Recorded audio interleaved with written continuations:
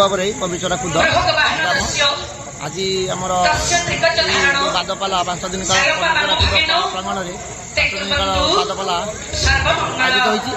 ଏଥିରେ ପ୍ରଥମ ଥାକରେ ପାଲା ପରିବେଷଣ କରୁଛନ୍ତି ଆମର ଲକ୍ଷ୍ମୀପ୍ରିୟା ସାହୁ, ଆଉ ଦ୍ୱିତୀୟ ଥାକରେ ଗୌରୀ ବାଳସିଂ ପାଲା ପରିବେଷଣ ମଧ୍ୟ କରିବେ।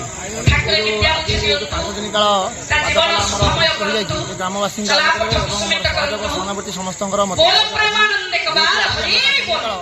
এই অনুষ্ঠান আগে নিয়ে চলছে। সমস্ত গ্রামবাসী এবং কর্মকর্তা এবং মেম্বর ভাই মানে সমস্ত সহযোগ করছেন। আজ আমি এ 5 দিন কাল আগুক পালা পুরা সুচারূপে পরিচালিত করছি। আগামী দিনের কোন লক্ষ্য রাখছেন? আগামী দিনে চাহুଛୁ যে আগুক কেমিতি দর্শক অধিকা ভাবে পালা ହୋଇଯିବ, କେମିତି ପାଲାର କଳାକାର ଲୋକମାନେ ଆଗକୁ ଯିବେ, ସମସ୍ତେ ଦର୍ଶକମାନେ ଅଧିକାରୁ ଅଧିକା ଉପଭୋଗ କରିବେ ପାଲାକୁ। ଜଗନ୍ନାଥ ସାହୁ ଅନୁଷ୍ଠାନର ଜଣେ କର୍ମକର୍ତ୍ତା ଏବଂ ଏ ଅନୁଷ୍ଠାନ ଯାହାର ଯିଏ ପ୍ରେସିଡେଣ୍ଟ ଅଛନ୍ତି ବା ସଭାପତି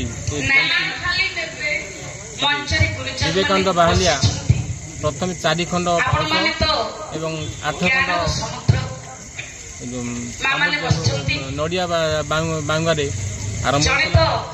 ପ୍ରଥମେ ତାକୁ ଆମେ ହାସ୍ୟାସ୍ପଦ କରିଥିଲୁ, କିନ୍ତୁ ତାହାର ଫଳ ଆଜି ବିରାଟ ଦୁର୍ମଣ୍ଡ ମାନେ ବଡ଼ କର୍ମକର୍ତ୍ତା ହିସାବରେ ଏ ଅନୁଷ୍ଠାନ ଆଗକୁ ଯିବ, ଦୀର୍ଘଜୀବୀ ହେବ, ମୁଁ ସମସ୍ତ ପ୍ରକାର ପ୍ରୟାସ ଜାରି ରଖିବି। ଏହା ହିଁ ମୁଁ ଭଗବାନଙ୍କ ନିକଟରେ ମୋର ପ୍ରାର୍ଥନା। ବାବୁଲି ଜେନା ଝାଡ଼ପଡ଼ା ଗ୍ରାମର ଅଧିବାସୀ। এই কবিচরা পালা অনুষ্ঠান দীর্ঘ 2020 মସିହା ଆରମ୍ଭ ହୋଇଛି।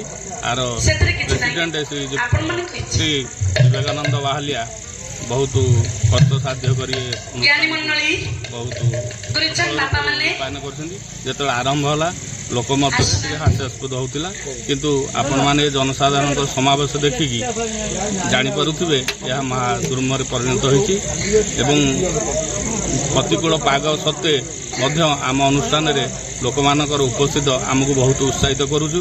ଆମେ ଭଗବାନ ପାଖରେ ଆଶା କରୁଛୁ ଏମିତି ପାଗ ଶୁଖିଲା ରହୁ ଏବଂ ଏ ଅଞ୍ଚଳର ଜନସାଧାରଣ ପାଲା ଦେଖିବା ପାଇଁ ସୁଯୋଗ ଲାଭ କରନ୍ତୁ। ଏତିକି କହି ମୋ ବକ୍ତବ୍ୟ। ଆଜ୍ଞା, ମୁଁ ହେଲେ ପୁନର୍ଜନ ପାତ୍ର, ବଡ଼ ଭାବରେ ପାତ୍ର ସାହି ଘର। ଆକ୍ଚୁଆଲି 2020 ମସିହାରୁ ଇଏ ଆରମ୍ଭ ହୋଇଥିଲା। ସାମାନ୍ୟ ହିସାବରେ ଆରମ୍ଭ ହୋଇ ଆଜି ବଡ଼ ଆକାରରେ ପରିଣତ ହୋଇଛି।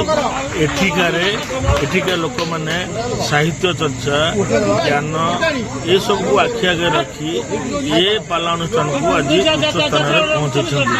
ଯିଏକି ଜନସମାଗମ ତା ସଙ୍ଗେ ସଙ୍ଗେ ଲୋକମାନଙ୍କର ଆଶୀର୍ବାଦ ରହିଛି। ଲୋକମାନେ ଏଠି ଗ୍ରହଣ କରୁଛନ୍ତି ଅନେକ କିଛି।